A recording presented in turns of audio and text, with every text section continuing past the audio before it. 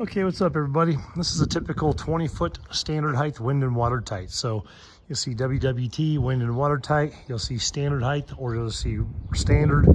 High cube would be 9 foot 6 inches tall. That's what that is right next to it. It's on blocks, a little bit deceiving, but that's 9 foot 6 inches tall. This is 8 foot 6 inches tall. Normally you have a sticker on the side that will indicate that, but a standard will be 8 foot 6 inches tall, and a high cube will be 9 foot 6 inches tall. So if you go over here, yes, it doesn't have the sticker. I'll show it in the other container. This is what a standard wind and watertight looks like, though. You're gonna have some patina on there, some dents on there. This thing's gonna be on the seas for 15, sometimes up to 20 years. You have a date code right here you can check on these things. 2006 on this thing, so this is 20 years old. You know, it's a 19-year-old. Approximately, about 19 years old in the container. Yeah, 2006, yeah, so 2006 got put into rotation. So typically wind and watertight, when you see them, you can expect bumps, bruises, things like that. These are good for building off of. They're good for storing hay, storing materials, putting your tractor in there, storing your tools. They'll do all that they need to do. Wind and watertight, meaning if the wind and water is not getting in here, you got seals around the edges here. They're still in good shape. The door handles can be replaced, but if they get bent, you can also bend them back in shape. But wind and watertight means that you're going to have good seals in the doors, no holes through the actual container itself. You might have some repairs that have been done over the course of time. That's understandable. These things get bumped by forklifts on a regular basis. They get bowed out here and there when they get hit from different things on cargo ships. I'll walk around and show you some of the little dents on this one. It's not going to hinder the performance. If you want a champagne budget looking container, you can get one trips. This is a wind and watertight. Below this would be considered an as-is. If you want like one with hazmat materials in it or damage, things like that, would be an as-is. Wind and watertight standard. Cargo worthy would be this, but certified to go on a ship. So a cargo worthy can look just like this, but certified to go on a ship. And then one trips. Got a couple gray areas in it. Got 2 trips in refurbished, means that like they're finding some clean ones, they might repaint them. Not like some of these outfits do, when they repaint some piece of shit and they try and get you for full pop on a real crappy as-is container. But refurbished means he took a nice container, made a little bit of patina, repainted it, put new handles on, made it nice and clean, maybe fixed out the floor real nice, and got it to you. And one trip would be a one-trip container, like it indicates, came across the seas one time from Asia or Europe. I don't have any of those on the site right now. I don't sell that many of those up here. I used to sell a ton of those, but obviously inflation getting bad, the economy being so shitty for 4 years, people fell off that pretty hard. So we'll expect to see some of those coming back here next maybe 6 months when people start getting back on their feet a little better. But you can see a little bit of dents, patina, several of dust here, guys, and the wind. It is a windy day. Floor, there's been patches. This is 20 years on the sea. So 20 years this has gone from, over Saudi Arabia, Asia, Europe, wherever it may be.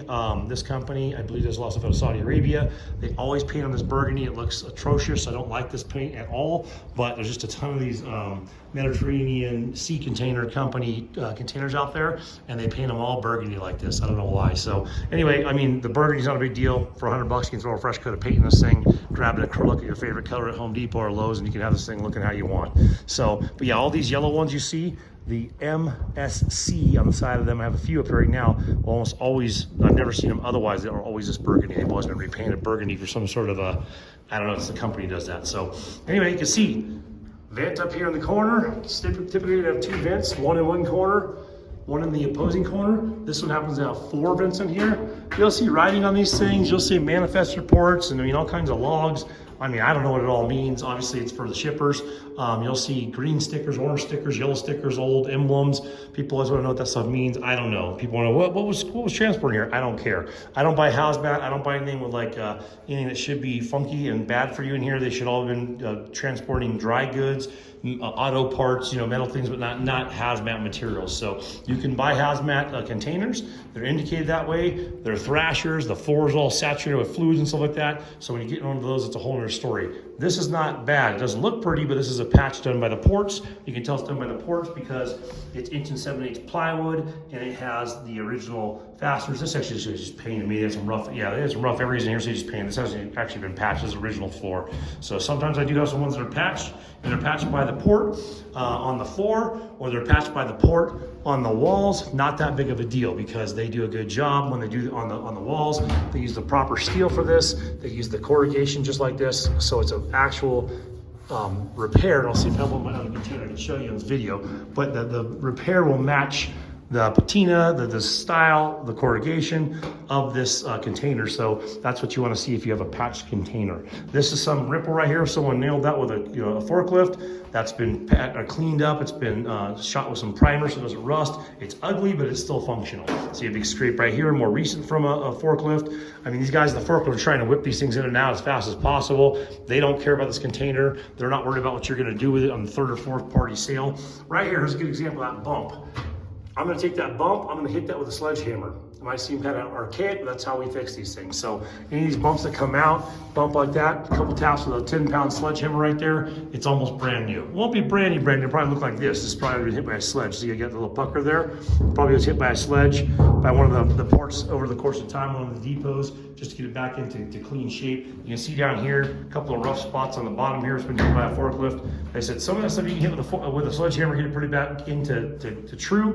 Not gonna be perfect, it's still gonna have that rippling effect, but that's what you're gonna expect to have a wind and watertight container. So, cargo worthy, get back into that. That's a cargo worthy is the same thing as this. It's the same container.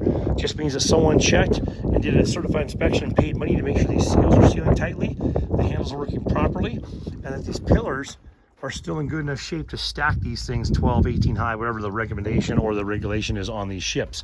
So that means that they've checked and certified a wind and watertight. It may look just like this, all that patina, these little patch jobs here and there, these bumps and bruises may look exactly like that and be considered a cargo worthy because it's been certified to go and ship across the ocean. So standard, I guess standard, typical practice, you're gonna see sometimes heavier items put in these 20s because the 20s technically not having as long of a body, have less twisting and less deformation. So a 20 as opposed to a 40 will actually be a more solid structure because it's more frame and less body panels. So you'll see a lot of times these are a little bit more banged up because they've been the 20 footers have been commonly moving larger, heavier, more bulk items, where a lot of times you get these. This is a 22-year-old container iron. It looks phenomenal. I mean, comparatively, obviously the paint looks like shit. It's a little bit faded, but the actual patina on this thing, the corners don't always be like that, but the actual sidewalls are actually in pretty good shape. But this could have been, we got one the other day.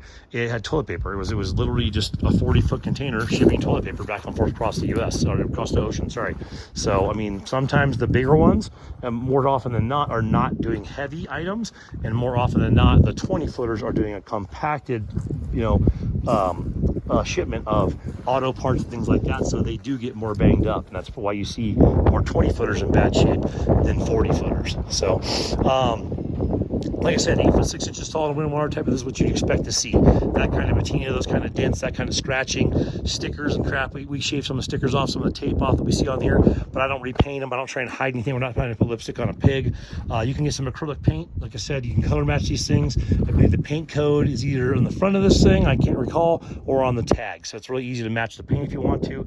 You can set these with a pressure washer, prime the sucker up, throw some acrylic, 1 or 2, coats on this thing, and you can paint them whatever color you want, make them as pretty as you want it. So obviously painting the inside white or gray makes them look a lot bigger. It's a huge difference. I don't have one that's open that's white or gray right now, but like that'll be a gray one. This orange one's almost white. This is another Mediterranean shipping company one, so it's got that burgundy. That big yellow one down there is a 40-foot high cube Mediterranean shipping company. It's burgundy. This one, once again, wind and watertight, typical patina. See there's scratches, there's dents, there's this and that. That's a wind and watertight. Also back there, 40-footer. This is a 40-foot high cube. I'll show you the difference on this one. I get this one to pop up one-handed. If you look out here, probably a little bit less dense, yeah, a little bit less. This is about 20 years old also. It's got some little rust spots here and there, but it is in better shape than the 20-foot over there. Even though it's the same company, it was used for a completely different type of item. This has a little dent on the pillar right here. That's not going to affect if you wanted to put storage in this or build off of this, but it may affect its certification quality to get this thing onto a ship. So that might be why this is considered a decommissioned wind and watertight as opposed to a cargo worthy.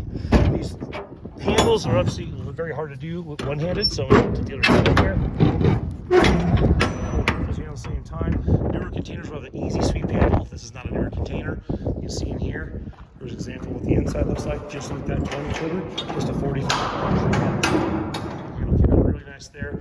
I always grease the handles, the latches. Put some grease on there. I throw some penetrating lube on the hinges here. It's just metal on metal. Maybe some of them have a little grease fitting, a little rubber fitting in there, but nothing fancy. So you can see that's what a 40-foot high cube looks like. This is a 9-foot tall, 9-foot 6-inch tall roof line on this thing. So if you're building this, it's nice to have that extra roof line. This has been patched by a port at one time, like I said you guys earlier, and that 20-footer. And see, they use the right type of hardware in here. It's 1 7/8 marine grade plywood. You could paint this and you probably wouldn't notice the difference. It's a little patchy because they didn't bother to paint. They just put the pieces in there, but this is a great floor. It's super solid. I can bounce on this thing. It's not doing anything as far as moving around.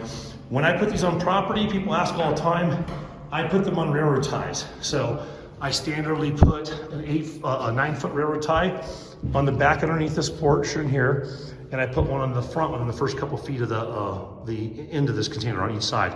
I let the belly just kind of suspend itself up in the air, 6 to 8 inches off the ground, and that keeps these off the moisture, keeps them some of that condensation getting on them, some of that heat or cold transfer, and it's easier to level these off. Preparing a 40-foot by 8-foot belly space for this to sit on dirt or gravel is a little bit hard to do if you have monsoon rains or inclement weather, snow and things like that, and runoff. So I advise putting these on a pillar on each corner, like a paver, like a 14 by 14 by 4 inch paver from like Lowe's or Home Depot. Boom, boom, bam, bam, or railroad tie, railroad tie. I use railroad ties in my shop. They hold up fine. It's easy to level them off when you need to. It just makes it simple. Anyway, guys, it's just an example of what the wind and water tights look like, what to expect. If you're on a Champaign budget, you can go 1 trip. You can go 2 trip. You can go refurbished.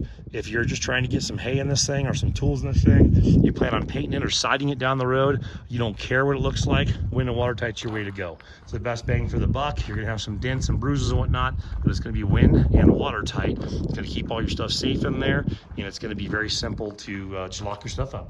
Detour the criminal. So can people get into these? Of course, you can cut through the metal if you want to. You have to take a die grinder, a plasma torch, but I mean, the idea is to make it harder for the thief to steal your stuff if that's what you're trying to do and store your stuff in here. If you're trying to build with these things, a lot better foundation than starting with wood from scratch. Yeah, people frame all these out and do all that, but right now with the inflation still up there a little bit on the wood and things like that, it never came back down, probably won't come back down to what it used to be. You can't build a 8.5 by 8 foot by 20 foot structure of wood for even like a 1/16 of the strength value of this thing for even close to the price. It'd probably be almost 2 to 3 times the cost to build this structure in wood with paneling and everything than it would be to just buy one of these containers. And the container's nice. You bring it to your house, drop it off, boom. First day you load it up, you're already in business. Anyway, guys, if you have any questions, give me a call, 928-243-3443. We operate out of Apache County, Arizona. We take care of the whole state of Arizona. We're a small family-owned and operated business. We're not trying to be big guys. We don't plan to. I get to go work with my kids and have a badass time every week and just enjoy their company, enjoy watching them grow up, and we get to provide a cool service that people need in this area, offering shipping containers. Anyway, reach out if you need us. Stay safe out there.